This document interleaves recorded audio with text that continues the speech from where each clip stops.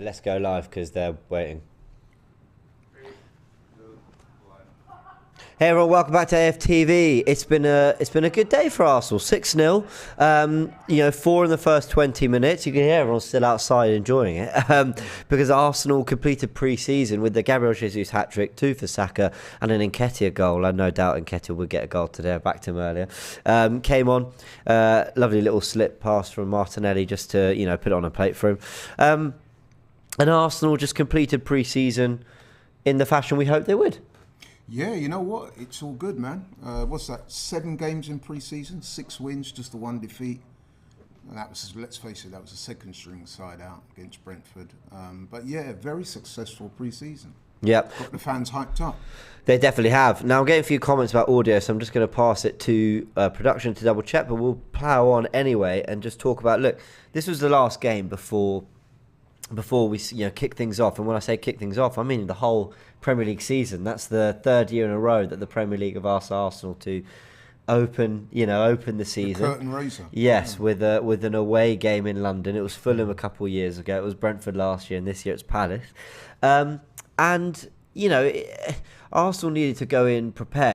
They needed to use, I thought, after the Orlando game, the Chelsea and Sevilla games, as opportunities to show people that they were looking sharp, that they were getting in good rhythm. And I think, to be fair, an aggregate score of 10-0 against Chelsea and Sevilla in your last 2 pre-season games, while they are pre-season and all that, it's definitely a good way to it's good momentum to be taking into that first game.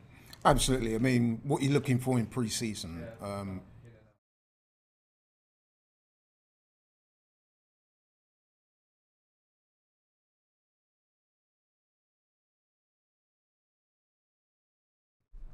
Welcome back. Apologies for that, guys. And I should say welcome to Laurie, because apparently I forgot to introduce him. I've been so caught up in everything. But that's how excited you are. Everyone knows you, Laurie. It's kind of, oh, look, there's Laurie.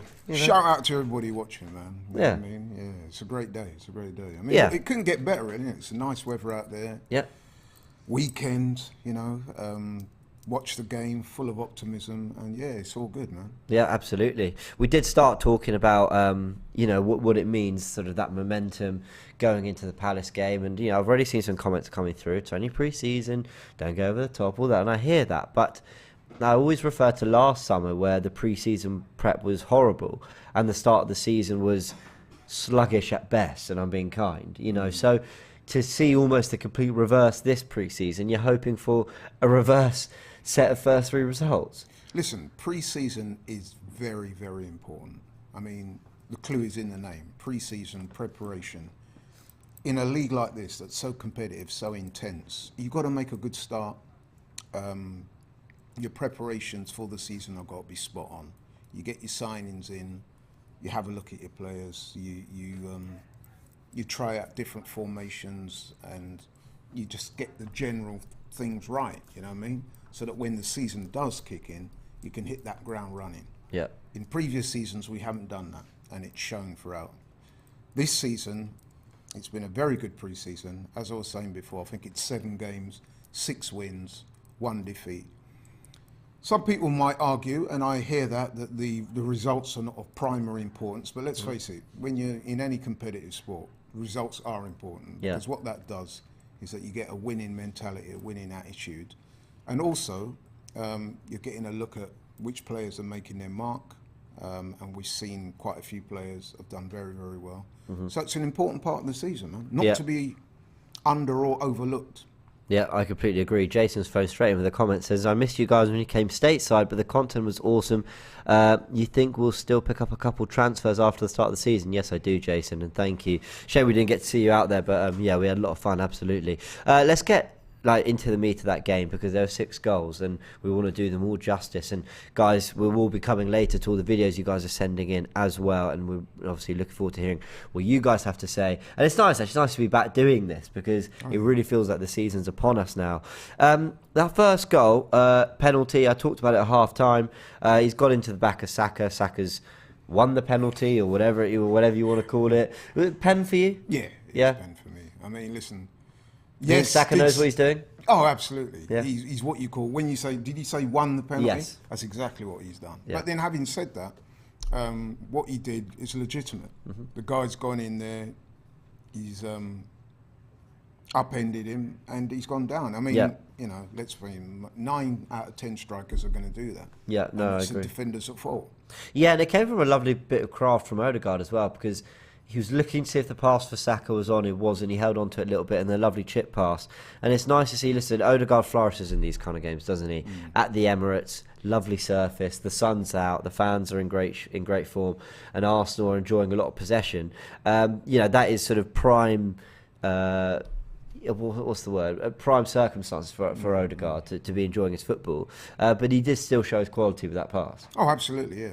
Odegaard's been really good this pre-season, and I'm hearing he's been appointed captain for the forthcoming season, which is fair enough. Well, let's talk about that. Yeah, what would you make of it? I'm going to be honest, I wouldn't have initially made him my captain. For me, I think you need someone maybe a bit more demonstrative, or somebody that kind of drags a team on through their performances. So, for example, a couple of seasons ago when Aubameyang was captain, he was like dragging the team through with his performances and his goals. Alternatively, you have captains that are more demonstrative, more vocal. So I wouldn't say Odegaard necessarily fits into either of those categories. However, he's establishing himself now as a senior player, a first-team player. And listen, if the manager's decided that he should be captain, then you've got to go with it, really. Yeah, listen, it's come as no surprise. Sometimes I think I can confuse being happy with something with actually just being accepting of it. You know, I think when the discussions around the captaincy were being had, I don't think I ever said, "Oh, go give it to Odegaard. He's the guy." Came to the front of my mind. And then we've kind of got used to seeing where the armband and the talk around why he'd be good and what's been said in the media, the fact that he's captain of Norway as well. And I sort of just got used to it. And actually now I see it. I do think, look, he signed permanently a year ago. So is a year plus the loan spell enough to sort of warrant him the Arsenal captaincy? But you don't see what goes on off the pitch. And I think that's a big part that I think really goes under the radar. People don't know what goes on away from just what happens on the pitch. And with Arteta as well, I think he wants a player who really understands what Arteta's trying to do on that pitch to be carrying out instruction. And I think that's a very good point. He works hard, Odegaard. I think he's a really honest, hard-working, talented individual. I agree. Do I want someone who's a little bit more, let's say, in the thick of it in terms of, for the sunny and the rainy days? I don't mean that literally. I mean the days where it's going bad. Newcastle away, for example. Was Odegaard a captain in that moment? Definitely not. Yeah, I mean, I would say probably not. But then, to be fair to him, there were several that went missing on that day. Several that went missing, and also how much does a captain, say you've got a lung-busting captain who's flying into challenges and all that, does that make really much of a difference in that game on that day? I'm not sure. I mean, listen, in Football's terms of kind of captaincy, moved beyond that a little bit. In terms of captaincy, I have previously given this some thought. There would be 3 initial candidates for me. Number 1, Kieran Tierney, but the problem with Tierney is his injury record is not that great. So how many games is he really going to play? I think that's what held him back from it, So Kieran Tierney. For me, I like the look of Gabriel. Yeah. Physically imposing, good player, first teamer. Yeah. Seems very vocal. Yeah. Maybe slightly inexperienced, you could say. And maybe, I don't know, English is obviously not his first language. Not that English is Odegaard's first language, but I've heard his English is very good. I'm not so sure about Gabriel. So there may be a communication issue in terms of his captaincy. And the other one would be Xhaka. But we know that Xhaka's had the captaincy before. We all know that went south. Some people have suggested to me Ramsdale, who's very vocal, obviously a first teamer now, especially with Leno on the brink of going. The only problem with that is, though, do you want a goalkeeper to be your captain? Because he's a bit far removed from a lot of the action most of the time, isn't he? So yeah, that would be my thinking around it. Jonathan says, "Bring on Palace, bring on the Premier League, bring it on." Jonathan was super chat there. Others people saying it was a clear penalty. Obviously, we were just talking about that penalty and that goal. But yeah, I echo a lot of what you're saying there. And listen, I'm happy. Yeah, I've got no real issues with Odegaard being the captain. I just being honest and saying, I wouldn't necessarily have made him my first choice. But listen, as you alluded to earlier, the manager obviously see these guys day in, day out. You made a very good point. One of the chief roles of being a captain is to impart the manager's message on the pitch. And he obviously feels that Odegaard is the man to do that. So, yeah, I think that's what ultimately, that is the key thing amongst everything else we don't see. So look, a big congratulations to Martin Odegaard, look, Arsenal captain. You know, that's a piece of history in itself. You know, and you did say, didn't you, that he captains Norway, so he's got experience of captaining teams. Yeah, he does. Yeah, he does. Right, guys, I know you guys are sending in your clips. We're going to be looking at those in the second half of this show. Let's just talk about that second goal. This was Jesus now showing a little bit of. I feel like every time I'm praising Jesus, I'm slagging off Lacazette and Aubameyang, and I'm not meaning to. I'm not meaning to at all. But I think what we didn't have for a lot of last season was what we got in that second goal. The switch ball out to Jesus is peeled to the left, as he's a striker, but he's peeled to the left. Touch with his chest, touch with his foot. Xhaka underlaps. Jesus then darts into the box and puts it away. It's like in the space of 10 seconds, he's covered so much space and had such involvement in his own goal, whether it being putting it away, but also being part of creating it. And I just think he's been a revelation in pre-season. Yeah.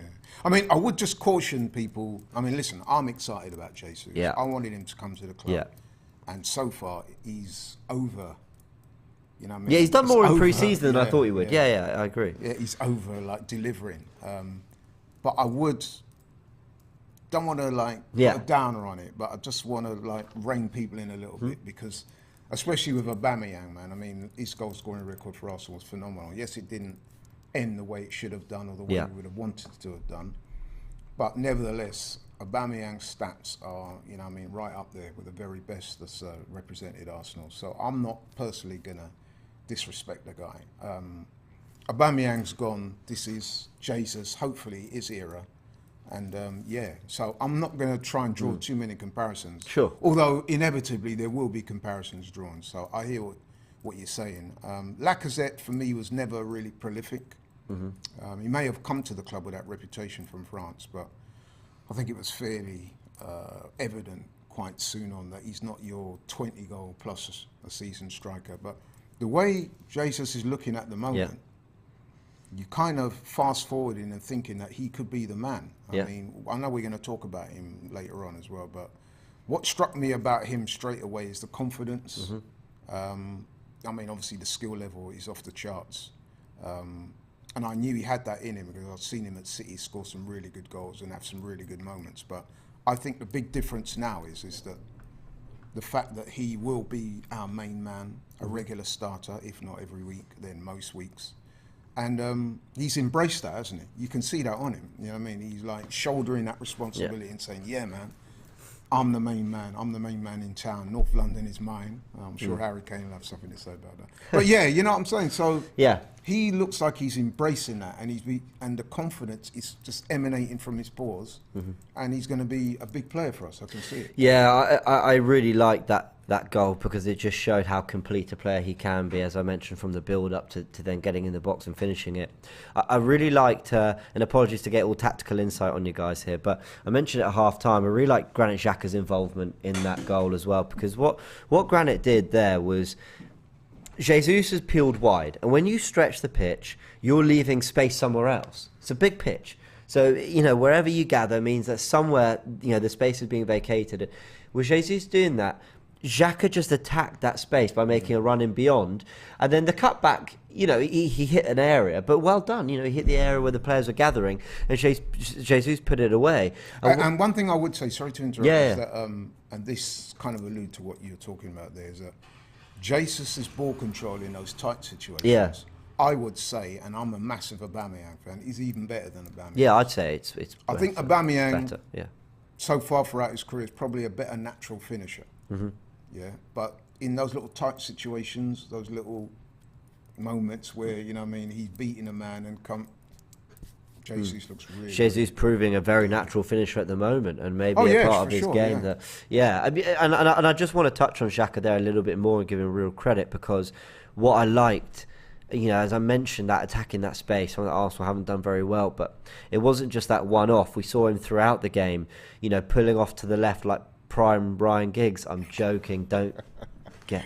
But he was at one point, Martinelli was darting inside, Zinchenko was coming inside, and Xhaka was our widest player. And then there were moments where he, that ball that was sort of played over the top, and I think Partey played the ball over the top, and Xhaka went for like a Van Persie-esque volley. He was running in beyond, and I was saying the other day, we were having a real debate, weren't we, in the studio, in the office, and I was talking about how El Neni is a much more dynamic option than Xhaka to play at the base. But when it comes to going forward, Xhaka showed something today. Yeah. So I want to give him a lot of credit. I thought Xhaka had a really good game and played a role that was, I thought, very interesting to kind of watch how he did in it. Well, listen, those of you who watch me on Talk is Cheap, shout out to all the people who watch the Talk is Cheap show. And James, you will know, we've had this conversation a number of times.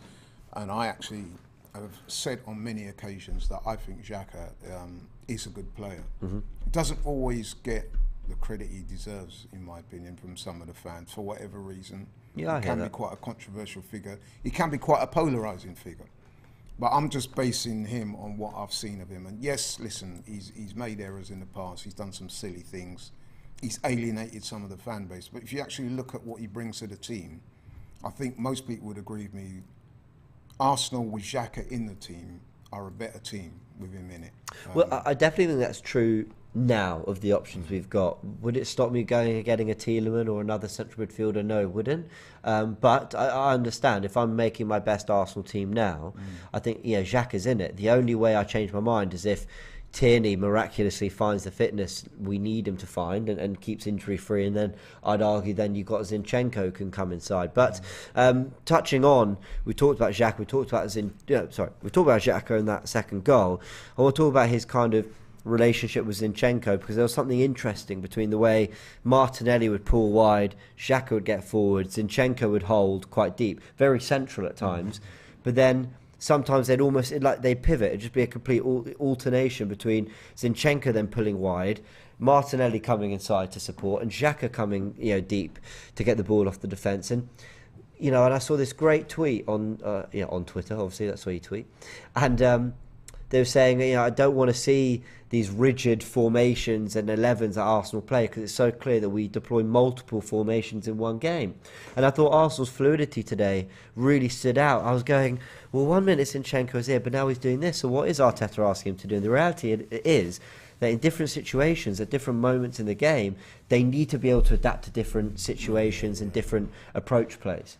No, that's a very good point, because football at the top level, as it is in most sports, is quite very tactical. Yeah. And, you've got to imagine these guys. Look at Arteta, for example. You can see that he's a walking sort of encyclopedia on football. You can just see that in the man, His attention to detail is very strong. And there's a number of coaches in the Premier League of that ilk.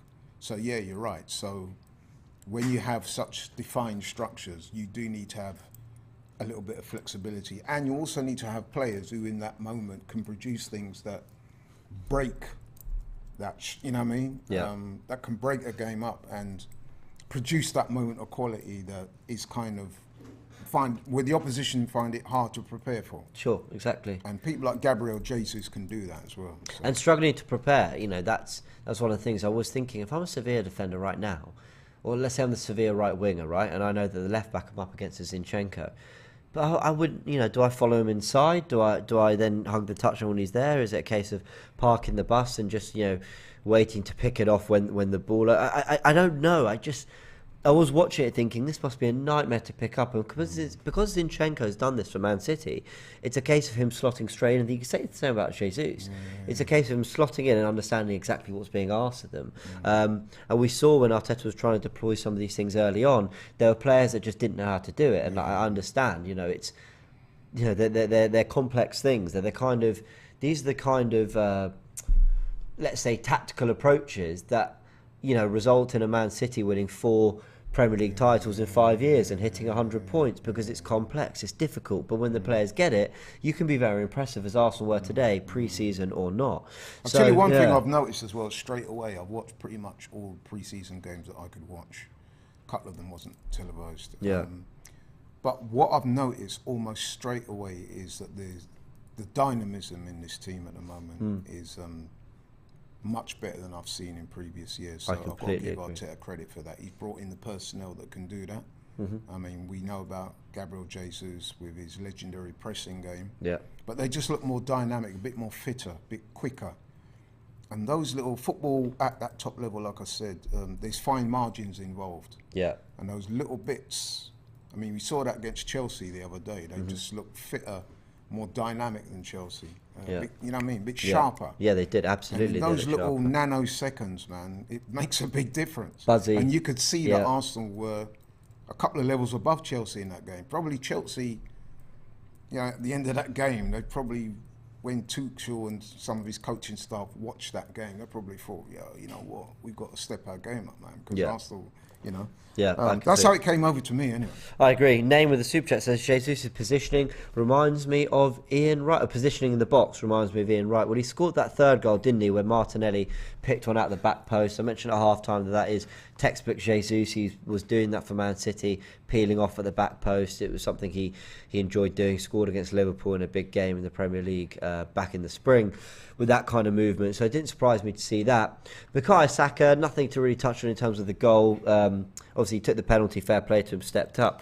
But also, I was just wondering, is he going to be our penalty taker for the season? Well, that's the question. Let us know in the comments section, guys. Will he be the penalty? I mean, I think he is. That's quite an important role, you know. Yeah, I think he probably thought is. That somebody like Jesus would have wanted that, for the obvious reason being that, you know, I mean, if you're the designated penalty taker, then it's very likely to increase your goals tally. Yeah. And somebody like Jesus, I would imagine, probably wants that. Yeah. You're going to want that on his resume. But I don't think he had a great penalty record at City. In fact, City's penalty record in general under Pep Guardiola is pretty shocking.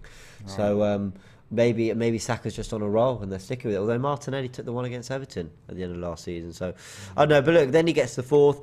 Shocking goalkeeping, and I think this is where I want to, before we then go back to the other positives, of which there are many other positives to talk about. That goalie had a shocker there. Yeah, and this is where I don't want to discredit Arsenal. I just want to add context and do a little bit of what you did there with Jesus and just rein it in a little bit. Sevilla were absolutely horrendous today, weren't they? I mean, let's be honest. They looked like they didn't want to be there, man. If I'm to be, this is not Arsenal's problem. You face what's in front of you. Sevilla are a good side, they're a Champions League side, and you blew them away. There's nothing you could do about them not being prepared or whatever. Although interestingly, I think this is only their second pre-season game. Wow. They played Tottenham even a couple of weeks ago, and I think they've got Leicester tomorrow. So their pre-season's a little all over the place as it is. But watching Sevilla, they were awful. And if I'm to have one negative coming out of this game, I don't know if that was a real workout before Palace. It's a little bit like you've got a marathon to run. I would think that's an excellent workout. Well, these are the schools of thought. Yeah. Is it, we looked brilliant, we battered them, that is exactly what you want? Or actually, the way I'm looking a little bit, it's not, for me, it wasn't just that Arsenal were excellent, it's for me that Sevilla were pretty bad as well. And I would have liked / expected a little bit more of a test. I thought Orlando in the first half gave us more of a test. And I just, watching that game, that was the only thing. Well, we worked quite hard enough. I don't know. And then it got a little bit more robust in the second half. They put in a few challenges and stuff. Few challenges. You know what? Do you know where I'm coming from? Yeah, you make a good point. But I think a game like this is the perfect warm-up game for Palace. I mean, let's be under no illusions. Palace are going to be way better than Seville were today. That is beyond dispute. Having said that, it's a 6-0 win. All your players got a good run out. There's no injuries as far as I'm aware. There's a couple of worrying moments when Saka went down. I thought maybe the substitution should have come on earlier. I'm sure we'll discuss that later. But in terms of the players getting a run out, getting the win, playing some great football, getting some really good goals in there, the confidence levels of some of the players. No, I agree with that. Right now, you saw afterwards, I was watching it closely, the way the players were interacting with each other after the game. They were like high-fiving and the atmosphere in that celebrating camp, the goals. Really celebrating. So the atmosphere in the camp right now, in terms of the players, is excellent. The fans are optimistic. I think you can struggle to find a better pre-season than that. Yeah. You know what I mean? And like we keep saying, we're underpinning it by saying, let's not get carried away. But in terms of a pre-season, it's almost the perfect pre-season. In terms of prep, that was very good. So you're going into that Palace game now on Friday. I certainly am. I know you are. Drew's saying that we're going to spank Palace, and that he says we seriously owe them. Yeah, I mean, I understand. We need to go back, especially because we then didn't beat them in the home game and we were 1-0 up and all that. So we absolutely need to do something. Palace are one of those teams that are always going to give us a hard game. Always. It's a London derby. Always. They've got a couple of characters in their team, namely Zaha and people like that, who are always up for the Arsenal game. Zaha has been linked with Arsenal hitherto for, season after season. And he definitely enjoys playing against us. You get some teams and players where they just definitely enjoy playing against us. Palace is that for us. I agree. And it's their first game in the season. They're at home. It's the curtain raiser, like we said. They are going to be mega up for it. But then, having said that, so should we be. We should be able to match them in terms of commitment, desire, skill. I would say that we've got better players than them, no disrespect to them. Mm-hmm. So bring it on, man. And like I said, with the pre-season that we've had, 6 wins out of 7, some of those really good performances in there, it's gone as good as it could have been expected. So yeah, man. Yeah, absolutely. Now I'm just trying to keep up with all the comments because they are replying to essentially our question: how good was the prep? Was that the perfect sort of preparation? For me, before it's Palace? nigh on perfect. For Laura, it's perfect. For me, I'm worried about this full sense of security a little bit, but a lot of people are agreeing with you. Thomas says Sevilla are a good team. Arsenal made them look bad. Arsenal comeback says we made them look bad as well. And then there was another one. Delicious Lime says, James, you can only beat what's in front of you. Absolutely, I agree with that. And David says, James, we were that good. So fair enough. I mean, and also this is back-to-back performances where we've looked very, very impressive, including the Chelsea game. So we can't always win well and then say, well, they must have been awful. You've got to give off credit. The top of my head, let's use an analogy here. Mm-hmm. You're going to take an exam, right? A week or so before your exam, you take a mock exam and you get 90%, which is roughly, 6 out of 7? Yeah. Roughly. If you get that mock exam score back and you got 90%, how are you feeling about your exam? You're thinking to yourself, I get what you're saying. You're looking forward to the exam thinking, you know what, I've covered all the bases. Or you're thinking, brilliant, I'm ready. I can sort of take it kind of easy this next week. No, not really. Too The much. way I'm sure you would think of it, the way I do is like, I'm ready. My exam results were shocking. I hated exams. I was No, but you know bad what at mock them. exams are? You take your mock exam and you My do mock really exams well. were worse. Oh, And were by they? the way, I've never had that sensation of all those mocks went well. My mocks were more of a, James, you really need to buckle down here. Right, But I hear exactly. But imagine if you did do one. I get exactly what you're saying. And you got 90% and you got the exam the following week. You're thinking to yourself, you know what? Yeah. I'm not counting my chickens, but I'm ready for this exam. No, I hear what you're saying. So, I hope that doesn't sound too clumsy out there for the people, but you know what I'm saying. I get what you're saying. Humni says, Jesus, Saliba and Zinchenko are going to make us much better side than last year. Arteta has set up our offence and defence with focus and execution. 10-1 against 2 Champions League sides can't be ignored. 10-0. Yeah, they didn't score, did they? Sevilla or Chelsea? No. So 10-0. Amen says, this ain't the first time Xhaka issues have not been addressed because of a win. A lot of missed passes and bad decisions need Yuri Tielemans or a proper defensive midfielder. That's from Amen. I'll be honest, I disagree, Amen. I thought Xhaka was really good today. But I know there's an agenda against Xhaka, but that's a bit harsh, bro. Come on. In all the pre-season games I've seen him play, he's played well. Has he made the odd mistake? Of course he has. But from what I've seen of him, he looks ready. And that's all you can really expect at this stage. Yeah, true Nemesis Prime with the super chat wants to get a Jesus chant going. I'm not going to sing. I don't do exams. I'm not a singer. But it goes something like, he's written, he runs and runs, plays for the gun, he scores for fun, then calls his mum. And then he does the phone celebration. Is that him calling his mum? I've got no idea. I thought it was if you can get that going, true Nemesis Prime, then fair play to you. But listen, he needs a chance, Jesus. He got that 5th goal and his hat-trick. Well done, a hat-trick in front of the Emirates in his first game. Some people... I mean, you've only got to look at Jesus. Yeah. The confidence. I've not seen a smile on his face that big at City, I've got to be honest, even when he was winning things with him. Yeah.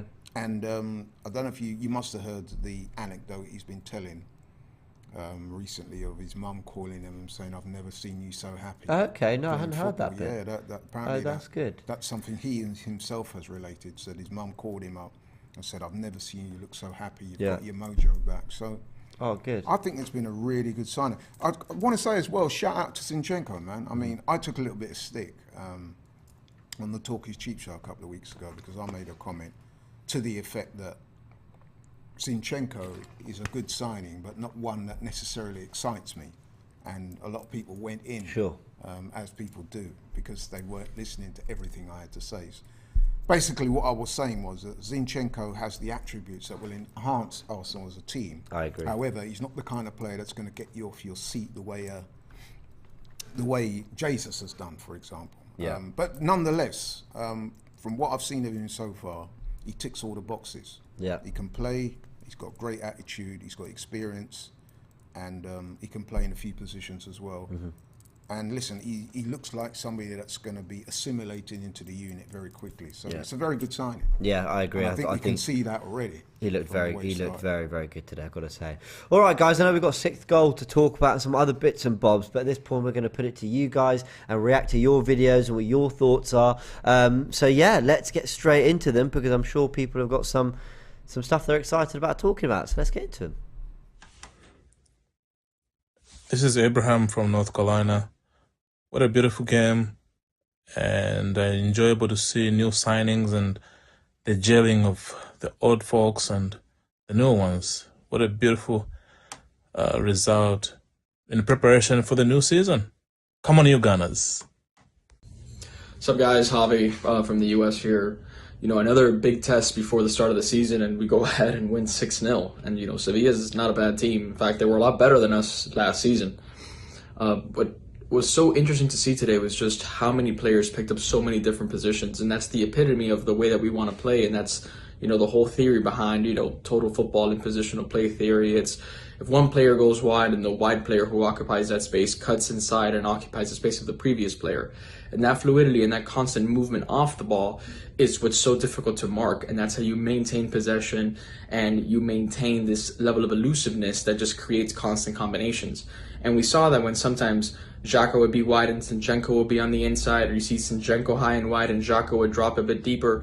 And that natural understanding comes not only from a high football IQ, but from your ability to be able to play multiple positions and feel comfortable in multiple areas of the pitch. And that's been the driving force behind a lot of our new signings, and that's what we have to continue to see with the remainder of the transfer window, because it's just so difficult to beat that kind of football. Hey, Harvey's back. We met. So Harvey's been sending his videos in every full time. We got to meet him out in Orlando, and it was great. We did a fan cam together, and I think he's spot on. That's the whole point of positional play and rotation and total football. I'm just regurgitating what he's saying because he said it perfectly. It's the rotations in positions. It's knowing that Zinchenko is as comfortable being wide on the touchline as he is being a central midfielder.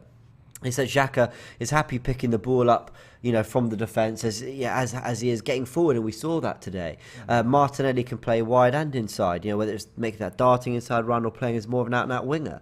So I think we saw that on the left. On the right, we didn't see it quite as much because I don't think Ben White quite has that same. Well, he doesn't have that same versatility as Zinchenko does, especially in forward areas.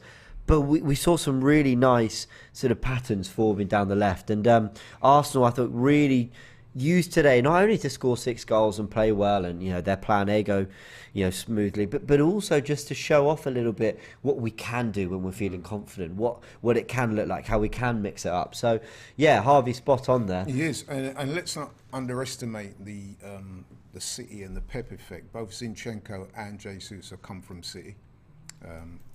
Arteta was previously at City. They worked with Pep. We all know Pep is legendary in terms of his football knowledge and the way he sets teams up and his tactical nous. Yeah. And obviously that's going to rub off on the players. Yeah. So it's no surprise, really, is it, that Zinchenko and Jesus are able to do those things that you spoke about because they're coming from that kind of football background. I completely and utterly agree. So, yeah. Hey, gunning you down says James out, fam. I know Harvey's good, okay, but he's all the way in the States. We can't get him here. Then you might give Robbie a decision to make, to be fair. No, but you know what it is as well, right? When fans, especially fans from abroad, make interesting contributions like that, it's just so good, that is, you know what I mean? Because I love doing this show because I love seeing what fans, other you know, fans' are having to say. And sometimes there's things we miss. Sometimes when you watch it with commentary away from this environment, you go, hold on, actually that wasn't quite, because sometimes you mention something, then the panel might fixate on it or whatever, and you start. So I always, that's what I love about Full Time, is getting these views from kind of around the world. Modu says this Harvey knows his football. He absolutely does. Airkeds, I hope I pronounced that right, says we are pre-season merchants. Listen, we're not, because a lot of our pre-seasons have been poor, so this season's been good. It has been a good set of preparation. As I said before, the clue is in the name. Yeah. Pre-season, preparation for the season. It's a very important part of the season. You know what I mean? If you can get your pre-season right, the odds on you having a good season, I would imagine, are vastly improved. So we've said it here many times on this cast and in previous watch-alongs that we've done. We're not getting too carried away. However, it doesn't take a rocket scientist to work out that you can see that we've improved. Yeah. Now, the real test is next week and the weeks following. But what I'm saying and what James is saying is that we like what we're seeing so far. That's exactly it. It gives us the right impetus and confidence to go into Friday's game thinking, unlike last season when we were clearly undercooked in several areas. I completely agree. A lot of people loving what Harvey had to say, and rightly so. And then there was a comment here. Himney says, exactly, our offense was so good today, multi-positional versatility. Some people saying he's here to take my job. Listen, I want him down to do shows with us. And another thing in that pre-season, James, you know me well, and you will know that I come from a boxing background. I used to box as an amateur. Boxing's one of my favourite sports along with football. And in boxing, it's a very similar thing. You have what you call training camps and sparring for your main fights. Well, I've been following KSI talk about it because he's got. I know. I'm sorry. I don't mean to offend. No, but in boxing fans, and any combat sports, your preparation for your fights is vitally important. Doesn't mean to say that if you have a great camp, you're automatically going to win. However, it's a crucial part of your fight. Strategy. You have to get certain things in place. Do your preparation right. Get your sparring right. Get yourself in the right physical and mental condition, and then you go from there. They often say fights are won in a gym. It's a bit like football. You comments, you lot in the comments are such trolls. James is panicking as we speak. Harvey's got a better hairline than me, though. Listen, guys, don't play us off against each other. We want Harvey down. No, but look, he is some great contribution. And you lot in the comments, man, are too funny. We're not intimidated by that, man. We welcome what Harvey has to say, innit? Yeah, but not too much, otherwise it is. I'm kidding. No, honestly.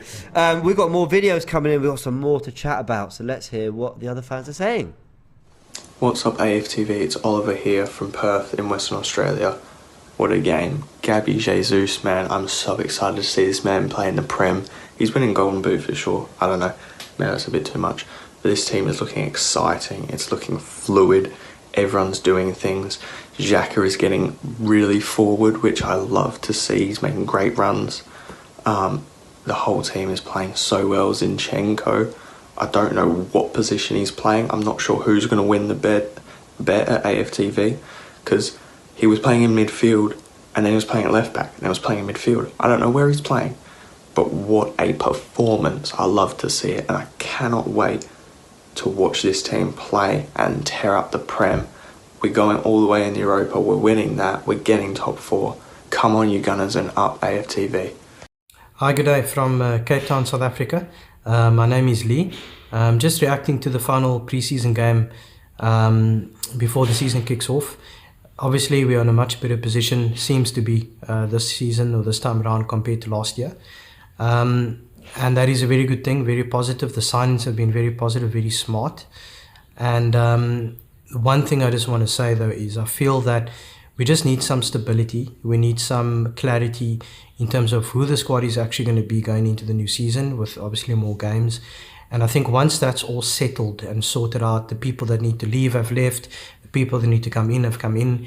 We need to settle the squad, and I think we need to have a clear idea of who's playing the Premier League games, who's playing Europa League games, those types of things, just so that we have a very clear idea of what we are doing going into the season. And I think with that kind of stability, we'll have consistency, better consistency compared to last season, to start the season off strongly, so that we can actually aim to where we want to be, instead of starting the season on the back burner like we did last season. So that would be my only input about the current state at Arsenal. And I do feel that this season we do have a lot to be excited about, but at the same time, let's just have that stability and let's have that clear idea of who is playing and who our team or full squad will be going into the season. Cheers, guys. Fans sending videos in from South Africa and Australia. Again, it just reiterates everything we were saying about why we love this show. And you lot in the comment section are having fun. Thank you to those who did stick up. And I can attest they love their football over there, man. Trust me, they really do. Yeah. And they're very knowledgeable as well. I was very, very lucky. I got to actually go with the football team out South Africa. And it was amazing. I mean, not only did they love their football, but we played on one pitch where just the scenery was unbelievable. Cape Town's unbelievable. Yeah, Cape Town, yeah, definitely. Yeah, you've been. Big up Cape Town, man. Yeah, cool my brother's wife's from Cape Town. My brother Gary. Oh, okay. His wife is from Cape Town, and I went out there a few years back. Spent about 2-3 weeks, I think it was. Lovely place, man. I mean, I'd love it if Arsenal did South Africa as a tour man. as well. That'd be absolutely. Legions of fans out in Africa. That would be absolutely incredible. But yeah, lots of good points made there. Zinchenko being one of the things that I've spoken about, the squad depth. Talking of squad, and it was something I wanted to talk about. 6th goal was put away by Nketiah, and Nketiah. Yeah, let's talk about Eddie, man. Let's talk about Eddie. Let's put some respect on his name. He didn't have a lot of time to do much, but he's still got a goal, and I think Eddie's going to. He's had a few on this tour. He has. On the pre-season, sorry. Eddie's going to have a lot of those goals where right place, right time, or maybe the game's opened up and he gets a few. But listen, they've got to be put in. You know, there's going to be games where we might be 1-0 up or 2-1 up and you just want that goal that ends it off. And there's going to be times where Jesus maybe is rested or picks up, hopefully, nothing too serious in terms of injuries. But he's not going to play every single game. Yeah. Nketiah's going to have to step up, whether it be off the left or up front or wherever it is. And he is once again just putting the ball in the net when he gets his chance. He did it in the behind closed doors friendly as well against Brentford, though we lost that one. And he's just doing his thing. And listen, let me tell you something about Eddie, right? So remember towards the end of last season, he gave that quite, some people might view, controversial interview where he was basically saying, look, I've not been at my best so far at Arsenal, but I don't think I've had sufficient opportunities. I believe that if I'm given the opportunities, I can produce and score goals on a regular level. And I was surprised, actually, at the amount of fans that went in on him. There almost seems to be this, who does Eddie think he is? He's not very good, shut up and get on with it. You should be lucky to be an Arsenal player. And I was like taking people to task. I'm saying, yo, listen, man, give the young man some credit. He's actually showing that he wants to be an Arsenal player. And if you examine his goal-scoring record, not so much for Arsenal, but for the under-23s and for England under-21s or wherever it is, he's actually got a very good goal-scoring record. There is ability there. You know what I mean? The man can score goals. Yes, he's not been anywhere near good enough yet, but the man's saying, if you give me a chance, I'm confident that I can produce. And I like that energy from him. Mm-hmm.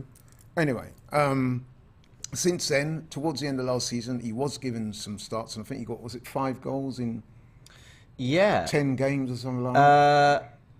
5, I want to say 5 and 7, but you know what it was? He only scored in 3 of those games. So but anyway, the goal scoring return was good. Yeah.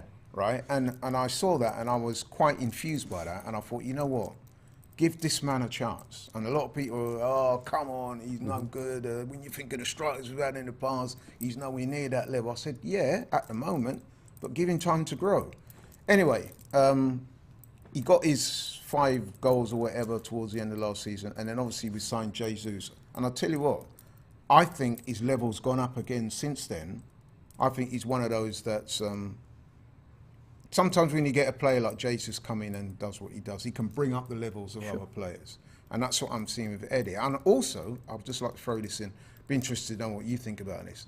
I would like to actually see them play together, because when I've seen them play together, they've linked well. They seem like they have a very good understanding. Yes, they're similar players, but the energy that they provide in that up top, they won't give the opposition a moment's rest. You know what I mean? So I think, to me, I'm very much looking forward to Eddie getting a lot of goals and proving a lot of people wrong. Yeah, I think He's starting to change my mind, but I'll say starting. And when I say No, change that's my fair enough. mind, by the way, I was never one of these people who was as on him as others. I was far more defensive. I felt sometimes we were so quick to focus on the negatives rather than the positives when we're talking about such limited minutes. My boy But, Curtis, who I do the Talk is Cheap show with, he's one of those. He's been an Eddie sort of naysayer. I wouldn't say detractor, but he's just not convinced.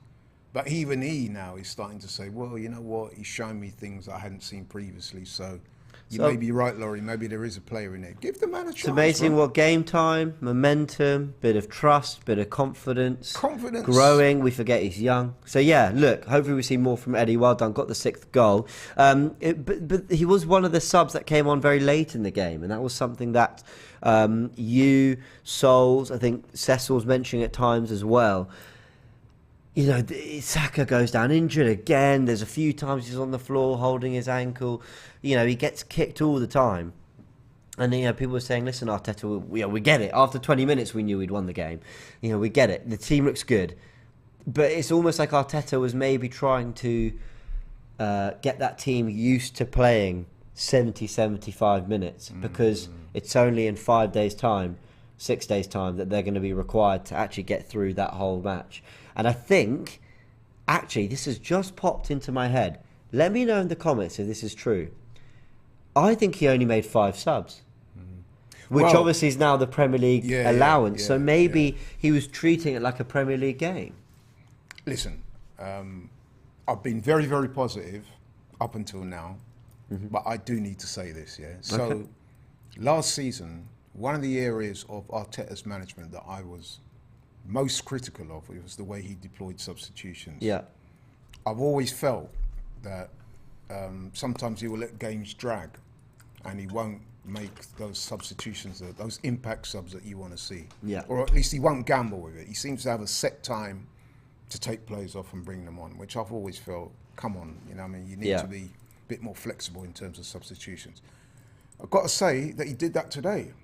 You said yourself, after half an hour, that game's already won. Now, I'm not saying to make wholesale changes after half an hour, but you're leaving it 70, 75 minutes, 80 minutes, and people like Saka are on the pitch.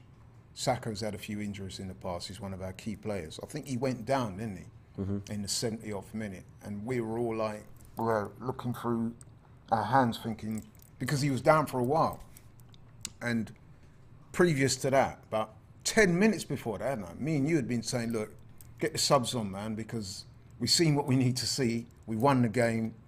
We got the big game on Friday. We don't want any injuries to any of your main key players. And that didn't necessarily happen. So that still remains a slight concern for me, actually. Thomas says, oh, sorry. Himley says exactly. He was treating this like a Premier League game.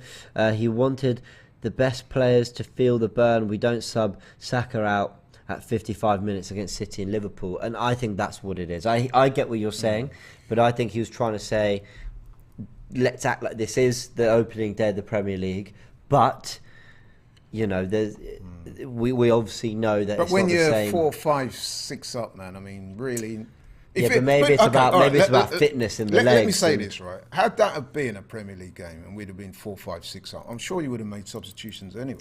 Well, I agree. Because you'd be thinking about the week after. I agree, but I think what he's got in mind is Saka needs to be able to get through 90 here, or at least 75. Well, he can, but he could do that in his sleep, bro. Yeah, Trust me, he's one of the fittest players in that team. He's I know. He's also one of the players in that team that are quite prone to injury. Yeah. So you've got to give him that level of protection. He does. The way he plays, he takes players on. Those are the guys who are going to get brought down. You know what I mean? So, but anyway, we got away with it today. But like I said, cautionary tale. Get those subs on earlier. I definitely think we've stumbled across something there. That was Arteta's attempt at replicating a Premier League game. So the subs were Cedric came on at left back. We had El Neni, Nketiah, Pepe. Ooh. Who is Sambi Lukonga came on right at the end. Did he? Yeah, for Xhaka. Oh, I must have missed that. Yeah. Okay, so there's your 5. Yeah. Fine, there's your 5. I thought Nelson might have been. And okay, you raised so that point about the 5 subs. That is going to be a key part of next season. 5 subs. So, you know what I mean? That is a chance to impact any game, isn't it? 5 substitutions. That's a significant amount of the team. That's like you know what I mean, over 50%. Well, I also wonder whether that plays a part in why over pre-season Arsenal have pressed so intensely and been far more on the front foot with chasing teams. I mentioned signing Jesus being something that would, you know, cause that, and then you've got players like Martinelli and Odegaard who are naturally infectious with the way they play and press. But with those 5 subs, if you press from the front and then you can alternate all 3 of your front 3 players while still having 2 players for midfield or an injury or whatever. So I think the 5 subs is maybe also dictating a little bit the intensity at which the players go out and start games. So I would say this, that 5 subs rule is a significant material change in football. You're going to see a lot of games decided on how managers utilise those 5 subs next season. Trust me. Yeah, managers are going to have even more. Manage a team at a much lower level myself. I've seen the impact that changes that can be made. You know what I mean? So when you're able to make 5 substitutions in a game, trust me, that is going to be material in a lot of matches coming forward. Dominic with a super chat, thank you very much. The Saka was fine, but our defence is fire, and the Gabriels were doing a madness. Spurs are in trouble. Well, listen, let's worry about ourselves making a good start before we worry about Spurs. Let's go through final round of clips, just finding out from production if we've got more videos coming in from fans. But it has been great hearing from you guys again for the first time in so long. This will be going ahead as it has been normally. You know, come Palace, we've tried this kind of new format, and you guys will be having a say. And I will say this now. There is, and I know I can say it because Robbie said it before, so he can't get angry at me for saying this. There is some really cool bits of tech coming that are going to be able to sort of elevate the way we interact with you guys after games. So we're really excited for that as well. Yeah, absolutely. More and more opportunities to have your say here on AFTV. But to round off the show, let's hear what the rest of the fans are saying. Yo, I'm a big time Arsenal fan from 19 long time. Arsenal's getting the treble this year, trust me. We're going to get the Europa Cup, we're going to get the FA Cup, and we're going to get the Carabao Cup, okay? I'm saying Arsenal for the treble. Big things. Absolute masterclass by Mikel Arteta. Great display of forward supremacy from the boys. Everyone keeps saying, hey, it's just preseason. Don't get too carried away. No, we can't get carried away. It's not a 4-0 victory. It's a 6-0 victory against Sevilla. A solid team. So let's go Gunners. I'm expecting top 4. We got Champions League next year. Let's go. Guys, I was catching the game live while from work. I think it's a great win. It will keep the boys motivated. Gunners, let's do it on Friday. Thank you. Straight out of Uganda. Yeah, I mean, this is Bashak from New York in the United States. So, man, this has been a very great season for Arsenal. So, and I love it. So, if we keep on playing the way we play in today's game, I'm sure we're gonna probably, make, if not number 3. I mean, so I'm expecting a lot of good things, to happen to Arsenal this season. And I love my club. I love this club. I love this club so much. Arsenal, Arsenal, Arsenal, Arsenal, Arsenal, Arsenal, Arsenal. Let's make it happen. Hey, fans are enjoying themselves and fair play. I'm not sure about the treble talk. I know Curtis was joking. I'm not sure about that singing over, but hey, he seems excited. Which is the main Listen, thing. Fans having a good time and they're excited going into the season. It's been a long time since we've been able to say that, and I still think there's 1, maybe 2 to still come through the door, but definitely 1 more player. So, let's get Tielemans, man. People in the comments singing along. But Tielemans, or I saw Newcastle bid for James Maddison as well. Yeah, I saw that. So is that a player that we can maybe? I'm actually a fan of James Maddison. We were linked with him before. Yeah, we were. And I was one of those that said, listen, I'd love to play like that at Arsenal. But anyway, that ship sailed as far as Maddison's concerned. If that's still an option, I'd be looking at it. But the player that we want from that club to come is Tielemans. I don't know what you think about that. I would take Maddison over Tielemans, but I also think that Tielemans is more what we need. Yeah. I just think with Maddison, you could just make it work somehow. Maybe you readjust Odegaard's role a little bit or something. Goal-scoring midfielder. Yeah, real goals. At the end of the day, man, those are worth their weight in gold. Exactly that. But all right, guys, we're going to round it off there. Arsenal... not just today, over pre-season, Arsenal absolutely did their thing, forget the behind closed door games for a second. I'm not saying they don't count. I'm just saying we don't get to see, can't pass too much judgment on them. But Nuremberg 2-0 down. They put it back to win it 5-2. You know, a lot of the big guns came on in that second half and really turned it around. That Orlando game, again, kind of a similar thing in the second half, seemed to turn it around. Oh, sorry, we had Everton before that. We had Everton, where the first team looked really sharp and got the job done that first half. 2-0 that game. Yep. Yeah. Orlando, 1-1, we go and win it 3-1. Chelsea, very, very impressive. And again, very impressive today. So, look. And you know the other thing I like? Sorry to interrupt go for you, but they're scoring goals. Scoring goals. 3 against Orlando, 4 against Chelsea, is 6 today. Yeah, 2 against Everton as well. I know it's only the 2, but I think it's also to be able to just say, you know, okay, it's pre-season, all that. Okay, well then, what does that say about Sevilla, Chelsea, and Everton's preparations? You know, you know what? But I don't think we should be preoccupying ourselves with them. I'm saying it shows that we're looking ahead. Yeah. Okay. Fair enough. But what I'm saying is, let's look at how we've approached these games. Yeah. And I'm saying I'm very optimistic based on what I've seen so far. Yeah. We're going into that game against. In fact, I'm going to go as far as to say this. We couldn't be going into this game against Palace in any better shape. Yeah.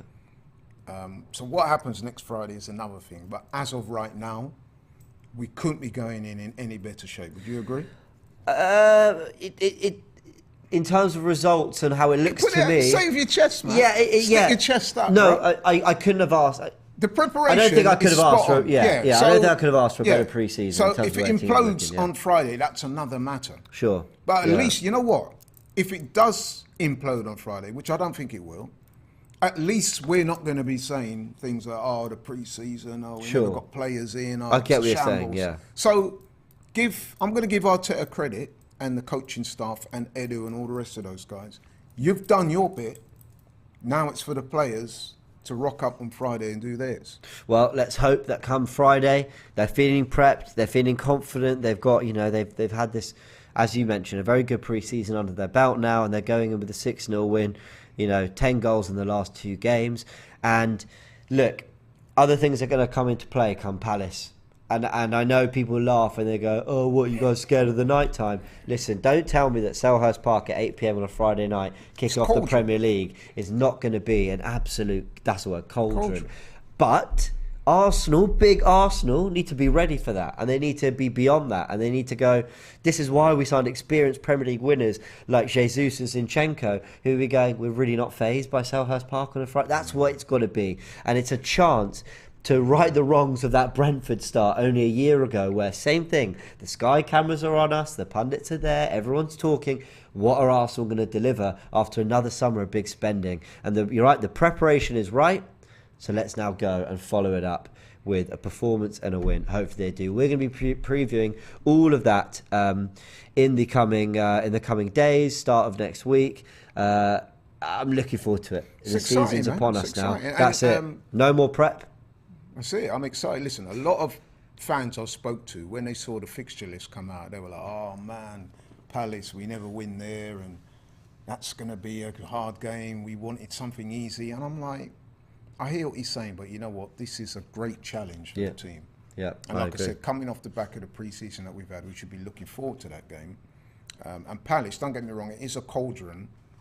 But I don't know if you would agree with me. I wouldn't say it's a kind of cauldron that's going to intimidate players of the kind of ilk that we've got. We've got a lot of players in our team, man, that have played in, they're experienced international players. So going to Palace on Friday should not overly faze them. I do have my doubts, but I hope you're right. I do still, just because of just the amount of games, evening games last season, Arsenal struggled to get up for. But let's not worry about that too much. But we're going to talk about that. If they can't get up for this Friday, then they're in the wrong sport. I know. I've no doubt they'll be up for it. But Palace are a good side with good players. Palace are a good team, and they will come at us. We'll be previewing all that in the coming days, as I said, in the run-up to the Palace game. Laurie, a big thank you. Respect. I hope you guys enjoyed the show. This is how it's going to be on full-time going forward. We'll be getting more videos, getting more of these. Yeah, absolutely. We'll be getting more interactivity with you guys. But well done, Arsenal. 6-0, pre-season. Shake your hands on that. That was very, very good. And now 6 days till the big one. So I'm going to go watch the Community Shield now and just remind ourselves of the levels that we're aspiring to get to. And hopefully Arsenal are on that path. Let's see. I think people could be in for a shock this summer. Palace.